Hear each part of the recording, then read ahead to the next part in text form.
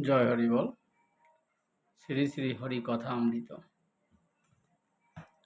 কোনো কিছু না জেনে কাউকে উপদেশ দিও না, দিলে হিতে বিপরীত হতে পারে। আগে বিষয়টি জানো, তারপর অন্যকে তা জানাও। কর্মকর্তা গোল রক্ষকের মতো, একটু আনমনা হলেই অমনি গোল খেতে হবে।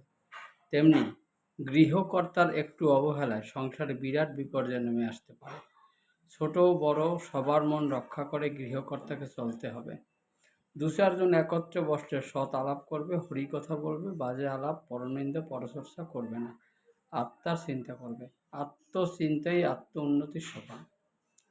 সাধুরা দলাদলি পছন্দ করে না, তারা বলাবলি গলাগলি আর কোলাকুলি ভালোবাসে। তোমরা হরিকথা বলবে, নামে প্রেমে কোলাকুলি করবে, তাতে ঈশ্বর প্রীতি লাভ হবে। কিন্তু ভাব না থাকলে খালি ডলাডলি করে লাভ হবে না। ভাগবতী কথায় যদি মন গলে, নাম গানে যদি চোখে জল আসে, তবেই তো ভাব।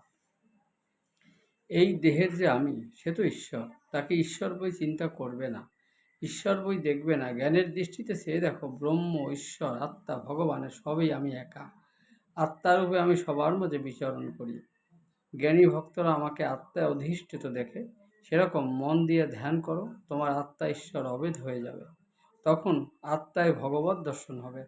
যার কেউ নেই, তারও আছি আমি। সুখে দুঃখে তার পাশে থাকি, বিপদ আপদে আমিই তাকে রক্ষা করি। অসুখ বিসুখ আর আপদ বিপদ এলে এত কাতর হও কেন? আমি তো তোদের সব সময় সাথী রে। যখন যেখানে বিপদে পড়বে আমাকে স্মরণ করবে, আমি রক্ষা করব। জয় হরি বল।